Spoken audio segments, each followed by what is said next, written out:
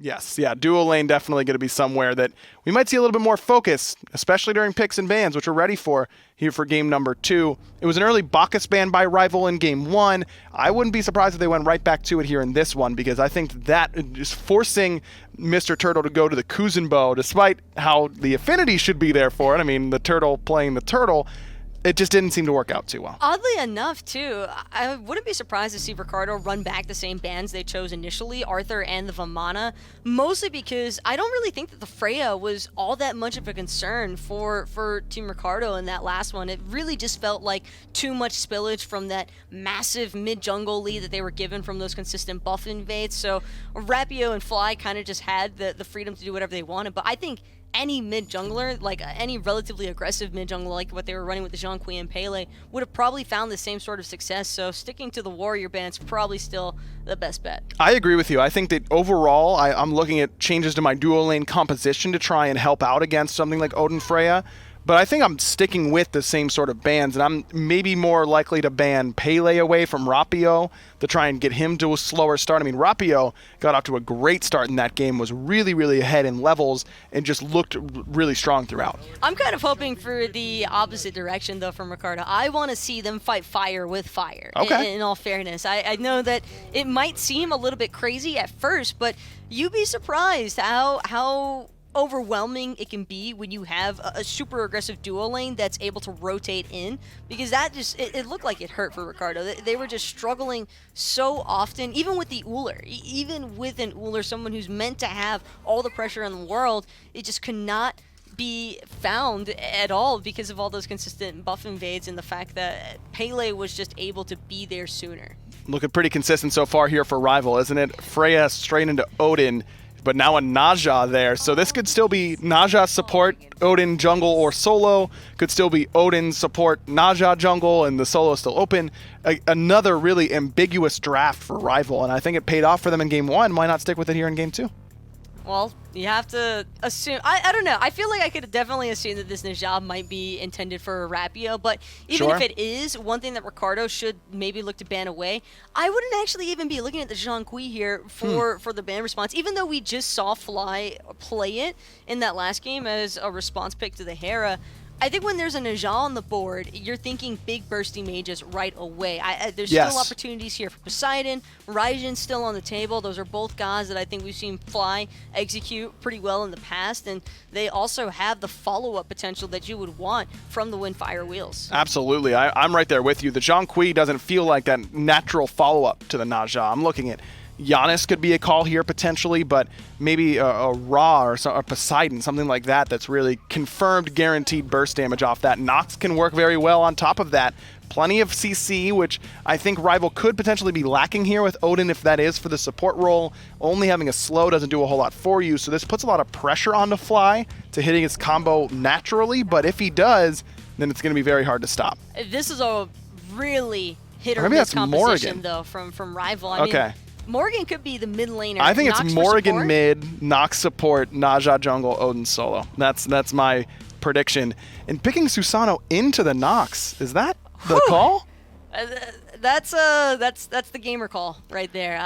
If you've got confidence and you want to make yourself seem alpha, you take Susano into the Nox. But those Siphon Darknesses, I am really interested to see how the Susano is able to work around that Nox. When 3 of your 4 abilities are refire abilities, Nox is usually not the opponent you want to see. We'll see if Ricardo can fight through that counter pick or if RvL's going to win it 2-0. Let's throw it back to the casters to see if the set closes out here. Well, that's a cool vest you got there, Ricardo, but isn't cool enough to win you the game. We're about to find out. RvL up 1-0, and Ricardo with their backs against the wall. They've given up the Odin and the Freya yet again into this aggressive dual lane.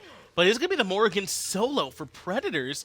Instead, they were thinking Morrigan mid, Nox support, but it's Predators on this Morrigan. I like that Rapio was trying to make a little play there before the speed buff spawns, but this time Ricardo just going to back on off and respect it. I think that Mr. Turtle is really living up to his name too much. When you're like first picking Kuzenbo that early in the draft, ignoring the Odin, like if you're going to pick Guan, you want to make sure that it doesn't get countered with the Odin, right? So you're going to need a Phantom, but yet again, I'm looking at Ricardo, and they're not going to have it at level 1. They're going to have to wait till level 12. We'll see if DineOhSaw can have that same kind of early game he had last time. as Davey does take quite a bit of poke from Mr. Turtle, the Bramble Blast, and these minions combined. But once he's able to start firing off some shots, they return the favor as Predators get soloed early on. First blood for ChronicThe Bros. Oh my goodness, Predators just biting off way more than he can chew on this Morrigan solo lane. Going for the Mage's Blessing, so he didn't have the sustain that he needs, he doesn't have the protections and the damage reduction. When you're dealing with a bunch of dots, such as a Guan, you hold that thought though, a little bit of action onto Davey. Keep in mind, his speeds are down. Bramble Blast is there too, but the shell keeps him alive for the moment, but Eribiiax makes the rotation over much, much sooner. Oh no. And this could spell the end for Davey with no real options. He's just going to drop to the tower. Credit to Tylern, and that's 2-0 for Ricardo. If you know you're going to die there, go to the tier 2 tower. Make their pathing going back to the lane like that much longer. But it's just kind of a win-win situation. They're getting the kill and they're getting back to the lane sooner, and they even might get a second one. They have a chance here. DineOhSaw did have the leap available and get some return damage. But he's still running for his life as the tail end of the Sumo Slam connects. Horn Charge lets them reconnect as well. Bramble Blast doesn't connect for the root, and I think that is just enough for DineOhSaw to be able to escape. A great play in that solo lane, a great play in the duel lane as well. Things coming up well to bounce back from the Game 1 deficit as Ricardo trying to really stretch this into a Game 3. But man, I think RvL, with their composition, a little too bold going for this Morrigan solo lane. And the reason why I say that is because of his build. Going for a Mage's Blessing, when you can easily go for a Warrior's Blessing, there's 10 ticks. Exactly 10 ticks on the Guan Yu Tylo Assault. And I believe that Warrior's Blessing takes away 3 damage flat. So you're at least taking guaranteed 30 less damage from that one ability. That it would certainly help when you're going up against this Guan Yu early on, as Predators has been getting bullied a little bit so far. But totally, doesn't this feel like the absolute last thing you want to do when you're able to deliver a big knockout blow like they did in Game 1? Is come back in Game 2 and early on give them these confidence boosters. The solo for ChronicThe Bros, I'm sure that gets the team hyped up, and an early rotation from Eribiiax to get that kill. I mean, now Ricardo has to be feeling much better. They do, because of these 2 kills. But I don't mind the composition from RvL. I'm just worried about how they're playing it. I think Predators should have been more calculating about going for that kind of pressure when you have Mage's Blessing. You can't be anywhere next to the Tylo Assault. You're not allowed to take that kind of damage when you're a squishy mage in that solo lane. Whereas the Odin Freya is still doing a good job. It's just that they overstretched this time on that purple buff invade. Good job spreading out from the dual lane of Ricardo to avoid taking damage from the Odin. Nate's made the rotation over, and while he's here, he'll grab that Totem of Coup. But I wonder perhaps if he wants to try and make life even harder for Predators. No, he'll just fall back. It is just a mage over there, so she can't defend it. But look at this, the purple buff invade again, they're undeterred. They're looking for the red buff invade after the fact as well. They're gonna get it. RvL are not worried about that early spillage. They're just gonna group up. And the fact that the matter is that because Nate was on the right side of the map, there's no pressure for Eribiiax to outclear them in mid and make that rotation. So Eribiiax would have to literally ignore his wave to rotate and contest a purple buff or the red buff 1v2, or help contest the purple buff invade in a 3-on-4 situation because Nate's not there. That's right. So the red buff invade certainly makes some sense, and purple just gained because DineOhSaw and Davey are Odin Freya, and they don't have too hard a time getting that wave pressure back and out clearing Mr. Turtle and Tylern and able to push up and grab the bus back. So just like that, you can kind of wipe your mind of those first 2 kills, I feel like. At least in the gold category, that it's back to completely even. Hitting level 5 now, there's kill potential in this dual lane as DineOhSaw can easily cage them. Keep in mind, no Phantom. Still, Tyler needs to worry as he's just kind of left alone in his by himself. Almost fully stacked on the Guardian's Blessing as DineOhSaw still being aggressive. Oh, that timing. So perfect out of Nate. Able to just barely get out of there, though it was close. They'll come back towards Oracles instead and settle for that. But totally, those early kills are largely irrelevant experience-wise. Team RvL are ahead in every matchup except, I think, probably Predators. But everywhere else, Team RvL have got to be feeling good about how this early game is going so far, despite the fact they gave up a couple picks. You're so right, Finch. I think that Ricardo needs to lean on the solo lane matchup now a little bit further because already finishing off the Blackthorn's Hammer after the first blood, and speaking of which, in a 1v2 now, Chronic kind of peeking his head around this corner of the blue buff, just trying to reset the timer of the blue buff to see when it's appropriate to invade. That's right. You can tell just with the Blackthorn Hammer, and then I think the Traveler shoes there for Predators, it's just not going to be enough damage. ChronicThe Bros, if it's just Predators in lane, is under no duress whatsoever. He can basically do whatever it is that he wants to over here. It's going to take something from Rapio if they want any kill potential, and even then, totally, I'm not 100% sure it would be worth it. Ricardo should focus more over there, but probably not RvL. No, definitely not. I think that RvL need to give that up because they're getting so much better things on the left side of the map anyway, trying to steal away the blue buff as Predators has gotten the last hit. But could be in trouble if ChronicThe did commit to that ultimate. They would have just traded ulti for ulti. That would have certainly been the case, as it does look like indeed the buff was stripped away. Another good idea behind the Traveler shoes is the fact that you don't want to get chased down by ChronicThe bros that didn't go for the boost right away. So that extra 25% movement speed out of combat is going to make it harder for ChronicThe to separate himself, or rather close that gap to get off the DineOhSaw damage. Once he's up on the horse, he should be able to catch in a little bit, but RvL wants to catch up to Mr. Turtle. Sash lands, but that's about all. The Sumo Slam allows for the Kuzenbo to reposition, as RvL does want to show some presence here, but there's nothing more he'll be able to find. They fall back. This game's still very even. Very even. Still kind of waiting to see what Nate is going to do. He's been very quiet in the early game. Not only game 2, but also game 1 when he was on the Bakasura with that blink. Fly using that ultimate defensively, preventing the Argus knockup. Oh, and the beat's coming out as well. Davey goes up into the air to avoid getting knocked up and wants to try and make it back to the tower line. Wild Hunt is there to find the ultimate transformation. They're going to drop down the cage as well, so DineOhSaw can turn the tables onto Tylern. And Mr. Turtle just barely gets out of there with his own dash. But now Predator's in some trouble in solo. Finally, the gank that they needed comes through.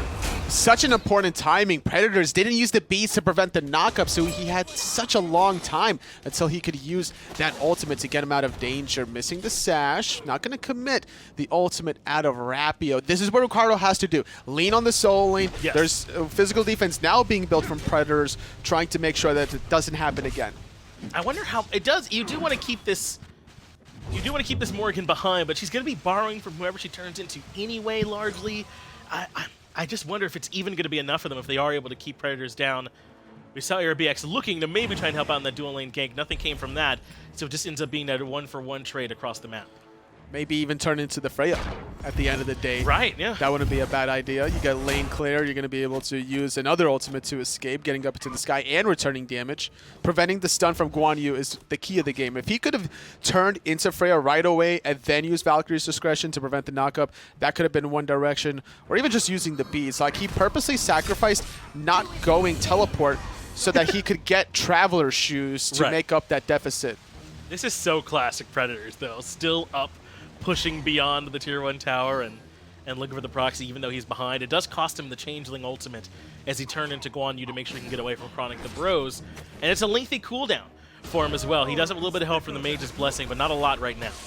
Definitely not a lot. Only 10% currently. Mr. Turtle trying to make a play there, but he's going to get rooted into place. naaateeeee ultimate even being committed, but Chronic diving the backline onto Fly. And Fly is able to at least find the kill by dropping the ultimate. That means now a bit of an overcommit from ChronicThe bros, who no longer has a target. He gets stuck in the silence, and the root Fly typhoon just barely doesn't fall to the damage from Nate, and just barely they get away with that pick. Wow, how unfortunate is it for Nate that he didn't find the cleanup there, and how unfortunate for Tyler that he's forced to keep being on the retreat there. 2-level lead now out of Davey that's trying to finish off that Bancroft's talent as opposed to Tyler that's working on his Runeforged. He's got to be working on it. And speaking of those items and their different power spikes, I wonder if that's part of the problem for Nate. RvL's done just a good job continually going into the farm and stripping away, or the jungle, and stripping away some of the farm from Nate. Maybe if he is a little bit further up, even just in levels, he might be able to find that kill there onto Fly. I love this little juke battle between the two, but Tyler can't be taking these shots. Freya shots goes through minions, and if she gets enough hits, she will commit to the ultimate. There's the last shot, and Davey gets the solo kill onto Tylern. Meanwhile, the rest of his team is pressuring the red buff in the jungle. Dunking in goes DineOhSaw. Root lands onto Mr. Turtle. That should ensure a clean escape for RvL. I love the fact that RvL don't even go in to pick up the red buff. There's no need. They found the kill on the left side of the map, and they're even able to steal away the buff, picking up the purple buff. This has been RvL's game plan since the beginning of this set. Go for this Odin Freya, which they have gotten successfully. It just seems to me that Ricardo would rather ban away the Arthur and the Vamana. Now, Vamana, yeah, it could be annoying, but when you give up a Freya and you lose that kind of lane pressure, you almost have to question if it's even worth banning Vamana anymore. Exactly, especially if you're not able to come in with a strong enough answer to the Freya in the second game.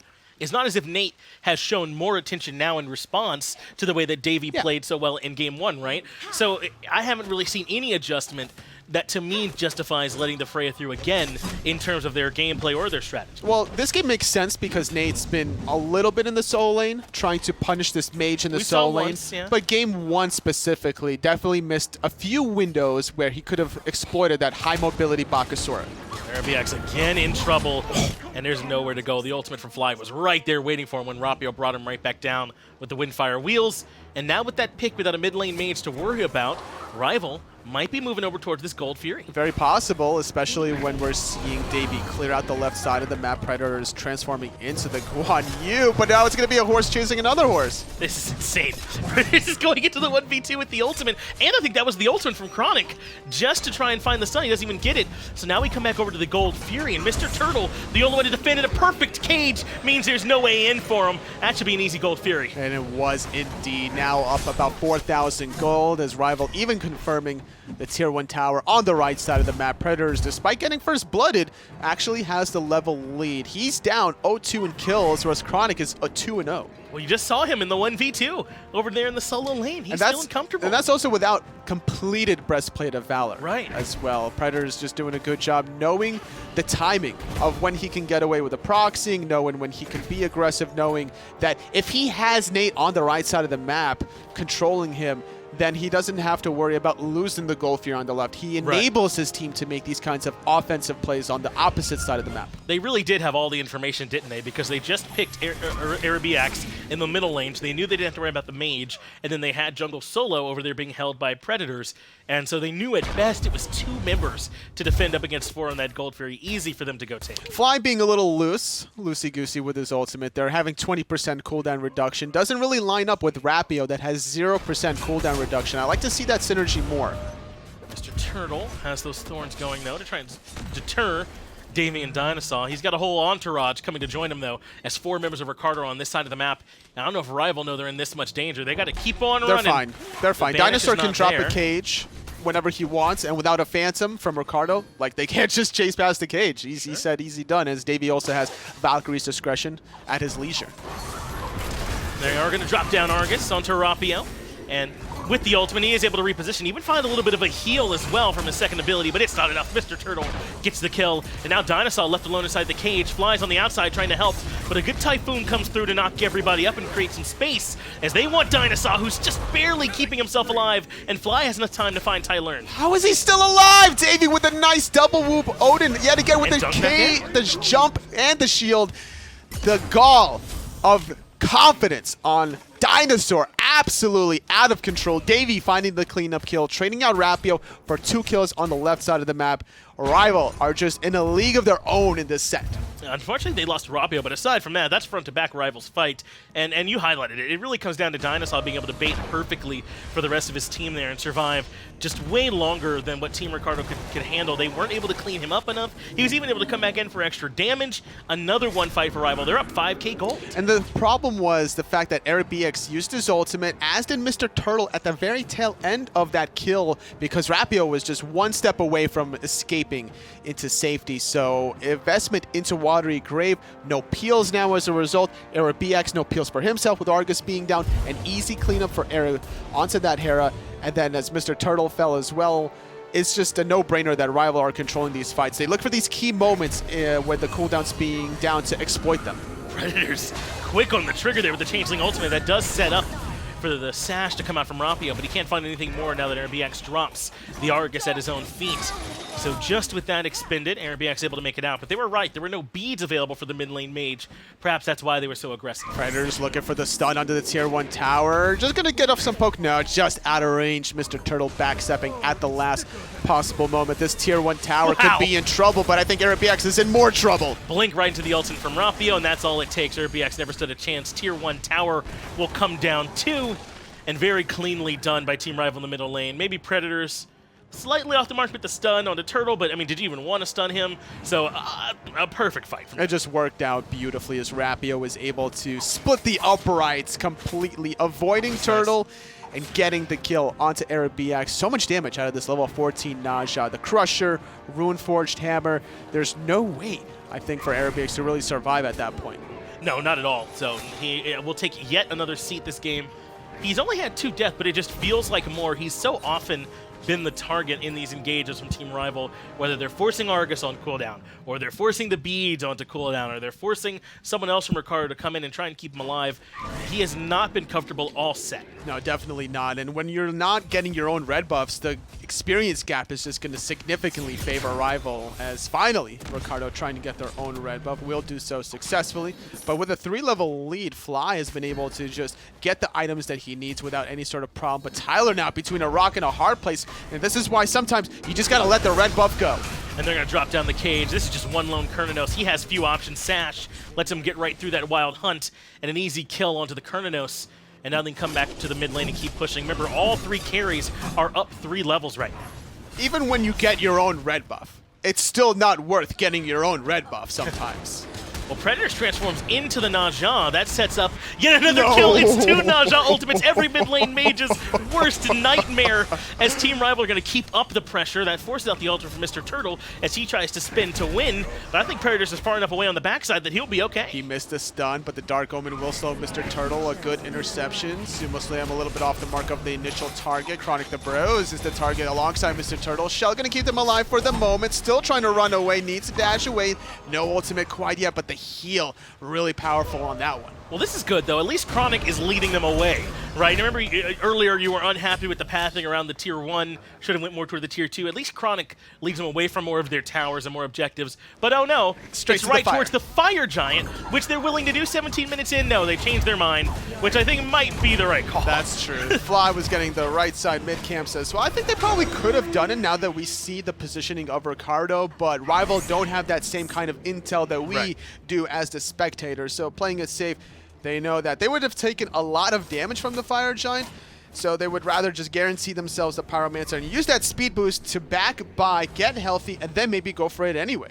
Okay, Nate trying to chase down Fly, who's low on mana. He does have the root, and I think that was all it took for Fly to be able to reposition back under the Tier 1. Very well done. Holds on to all his relics. With no Typhoon from Nate, it was very difficult to lock down this Nox. I liked a little bit of poke damage anyway, but with Pyromancer up, Fly's just going to get back to lane very quickly. Anyway, not going to even lose their Tier 1 tower. If you're a Ricardo fan, you got to be really questioning where they went wrong. And we were mentioning, like, giving up this Freya Odin has severely crippled their dual lane presence, losing numerous purple and red buffs. Well, now the fight's happening around this Primal Fury Tully. ChronicThe Bros narrowly avoids getting pulled up into the Banish, and the positioning advantage heavily favors Team Rival. All the relics are here for everyone except for Shell for Mr. Turtle. That's still down.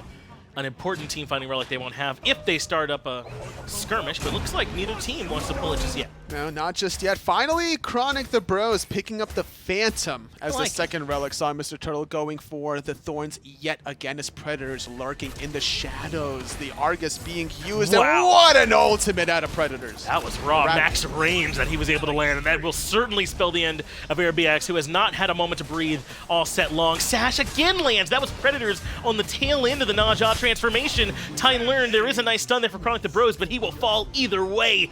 They are running these team fights with this Morrigan. Uh-oh, a little bit of trouble now on Serapio. That's just watery grave. The Shell, enough of a window to keep the jungler alive under the Tier 2 tower. Now Rival have to concede it, expecting themselves to get this Primal Fury, giving up a Tier 1 tower on the right. Nate was nowhere nearby. He had to go in for at least to get something in the form of that Tier 1 tower, but that means his Primal should be free as they can be for Team Rival left-hand side.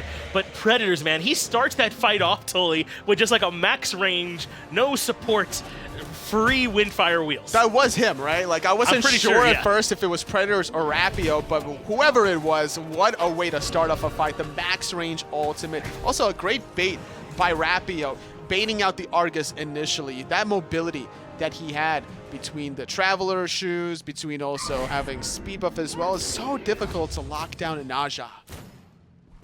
It's not an easy task for him at all, and Eribiiax has had the displeasure of dealing with essentially 2 throughout this game. Remember the last team fight where he had a Windfire Wheels into a second Windfire Wheels, and even the best of us can't make it through that, so he got to shake off those nightmares maybe a little bit and try and find a way to help Ricardo find some even footing. Going for Soul Gem now, just for a little bit of extra cooldown reduction from Eribiiax. I'm almost at a point where you got to be thinking about defensive options against such aggressive dives, like going for health, physical defense, and if you want to be hybrid about it, go for Book of the Dead maybe, but there's just no way you're going to survive by yourself here. Like, this composition from Ricardo has some good peels with healing from ChronicThe bros, but yet again, you're not going to get healing if you're inside the Odin cage. Finally, a sash is off the mark. This time from RvL, as he can't quite connect onto Team Ricardo. They were positioning like they wanted the FG, but now they're moving aggressively into the jungle. There might be a pincer here, though, as Mr. Turtle has looped around, but he ends up getting silenced. Well played by Fly. That ruins that entire initiation. Having to even use the watery grave. Mr. Turtle can't sumo slam out of that one. Typhoon going to be ripping down the line. They're finally getting the kill. Davey, though, incredibly low. He was low. He had to wait because the thorns were there for Mr. Turtle, and that's why he couldn't fire off sooner. He ends up falling to Eribiiax. Nate is able to find Fly, and finally a nice fight from Ricardo as they take down the 2 carries. RvL missing the mark on the Windfire wheels as Predators transforms into ChronicThe bros, using that ultimate defensively, thinking about going back in for the stun because DineOhSaw wants to go in. There's a sash still a bit available. They have some damage from Predators to try and make up for the fact that they're missing out on the Nox and the Freya here in this fight, but they don't have enough damage. They've got to fall back. They've left DineOhSaw alone up front, and he can take some damage from now. But look at Tylern. He just found a tier 2 over in duo as well. This is a nice fight for Ricardo. They were fighting 4-on-5 the whole time, and they were winning that. Tylern getting his team that extra 1,500 gold, really cutting the gap now. Only with a 4,000 gold deficit at 22 minutes. It's a pretty good, sweet deal if you're on Ricardo's side. Yeah, look at those graphs, Tully. They came straight back down at the back end of that team fight. That's what 2 picks onto some people who I don't think had died at all yet on Fly and Davey, and getting the tier 1 and tier 2 will do for you. Those are huge bonuses. Looks like Davey had taken a spill, but not Fly. So that hurt for Team RvL to lose that fight. And also finally getting the experience that he needs, sitting at level 18 right next to Davey's level 18, getting to the level 20 marker for the maxed out Wild Hunt, which controls team fights very well. And the fact that Ricardo were able to win that fight without the use of their Hunter goes to show their patience. They weren't too worried because even if they lost Mr. Turtle there, they could still defend the Fire Giant with Eribiiax. It's because they got Davey early, as RvL is able to find Nate early on this time, brings him right back down to the damage from Fly, and the big-time crits set up a kill, but RvL in some trouble on the back end. He's able to get back out thanks to a beautiful cage, though, from DineOhSaw, and Predators gets the kill. Davey in the sky, raining down, sets up for RvL. Eribiiax out too. They will lose RvL on the back end, but ChronicThe bros is stunned and deleted. A double for Predators. The silence and the root, nowhere to go and for Chronic. This could be a deicide with another root. Needs one more damage, but Predators doesn't have the range to find the kill. This is RvL's composition working to a T. High risk, high reward. The first time when they were diving Mr. Turtle under the tier 2 tower, a little risky. The thorns damage, the spiked shells damage, really punishing Davey. But this time, the second fight, perfect engage out of RvL. The blink max distance ulti yet again onto Nate just enables the Nox ultimate from Fly, completely eliminates the Susano. Now the rest of the fight is a 5-on-4. They take out Tylern as well, making it a 5-on-3. RvL were destined to win this fight, and I'm looking back at how it started, and I think Nate had the window to use the beats. When you see a naaateeeee blink, you gotta be able to press that beats at the drop of a dime. Gotta be prepared. Looks like they were used at some point as they're just now coming off cooldown, but not enough to keep Nate alive on the back end of that engagement. And man, how many times has a fight started now for RvL off the back of a max range naaateeeee initiation from either RvL or Predators, who's ever turned into it at this point? This naaateeeee has been such a strong asset for them, and so far Ricardo don't have the answers. You're right, you gotta be fast on those beads, but maybe even some Mad Guy's cloaks. Maybe it's the silence from Fly that makes those not valuable enough, but they need something to where they can deal with it. I was thinking maybe Mad Guy's cloak would be an idea, but like you mentioned, there are ways to kind of cancel that out. The whoop as well, you got Predators that can stop it with his stun if he ever gets in range.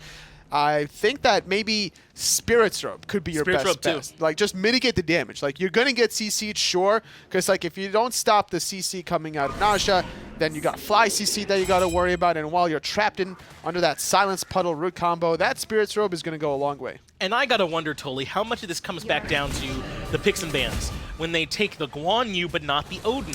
DineOhSaw is 1-0-11 in this game. The only person who has not died, a part of 12 kills, which I think is the most in the game, tied with Davey. I mean, this Odin cage has been a nightmare. It has. It absolutely has been. And they had an opportunity, Ricardo rather, to pick this Odin with the Guan Yu, but they opted for the Guan Yu and the Kuzenbo instead. I don't know if RvL would have opted even for the Kuzenbo if it was open, right? Like, if they picked Odin, Guan Yu, Ricardo, RvL don't pick the Kuzenbo. They have a Freya. They need something more aggressive than a Kuzenbo.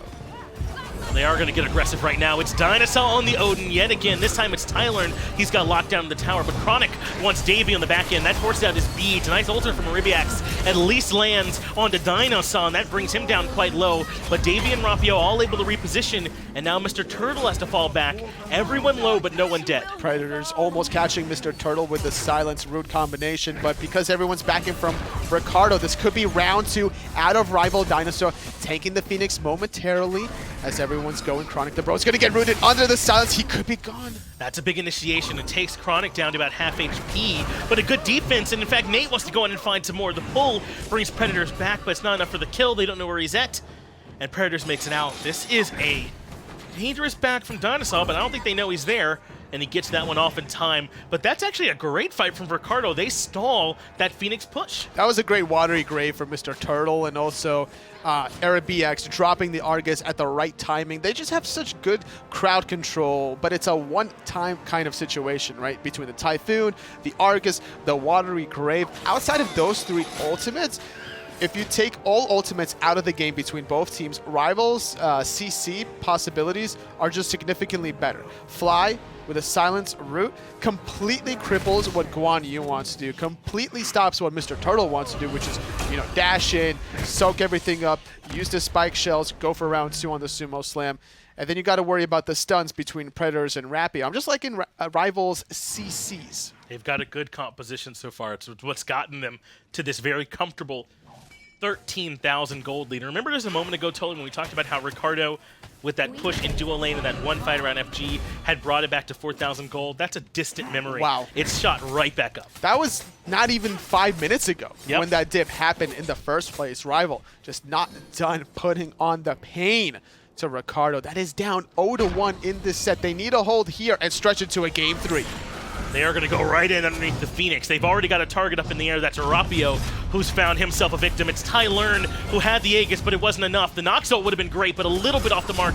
It hits the wall. Now Predators need some help as he's been spotted out. ErupT finds himself a double kill. Predators can't survive. Eribiiax gets him, but what about the Phoenix? It's down to half HP, but there are some low carries for RvL. And there were no minions under that Phoenix to eliminate some of the backdoor protections that they really needed. They were investing too much time to find those 2 picks.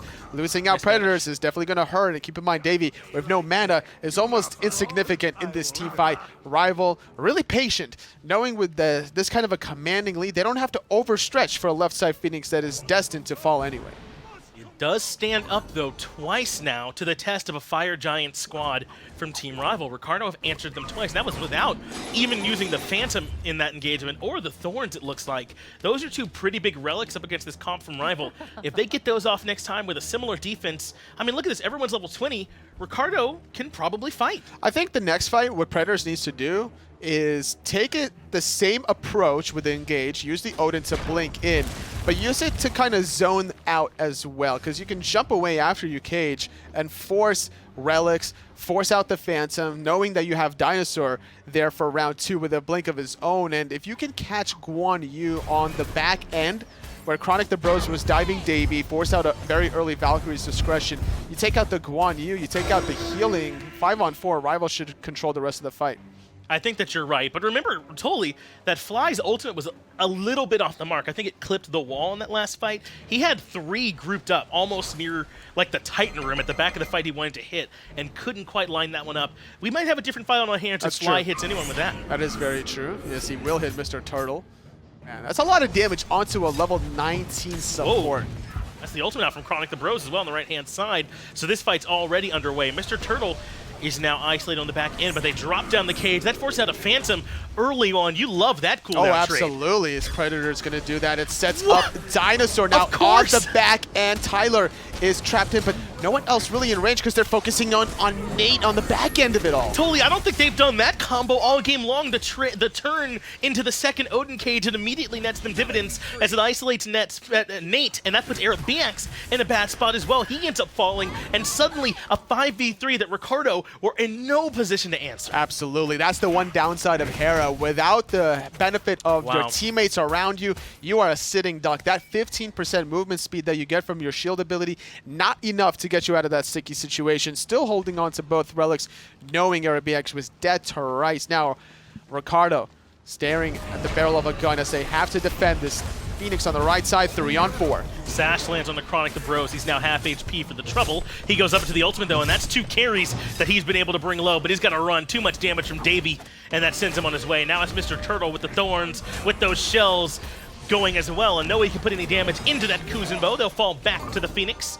And once again, RvL have to slow down on their objective push. Because they want to go into mid lane instead. Predators actually going into the Odin yet again. Tylern tried to heal, but a second Odin just dunks on him. Man, they had to deal with 2 naaateeeees all game long. Then all of a sudden it was like, oh, what if it's just 2 Odins? Turns out that it's too good. Another cage comes in, and this time it's locking in ChronicThe bros. Mr. Turtle does a good job preventing the follow-up, but it's a silence and into the root. They still have not been able to get a Phoenix off this, but they've gotten 2 more kills, and Ricardo are barely holding on. The problem for RvL is that they're all too split up. Predators now on the left-hand side, gonna use this to his advantage with a huge wave as the middle Phoenix falls, as does Eribiiax in a 5-on-2 situation. RvL are looking very clean to close this out 2-0. Look at that minion wave. That's a lot of archers as they come in to join the fray. ChronicThe bros goes in aggressively, but it's the silence yet again from Fly, and there's no way you can fight into that. Mr. Turtle locked down, double kill, deicide, left side Phoenix gone, and Team RvL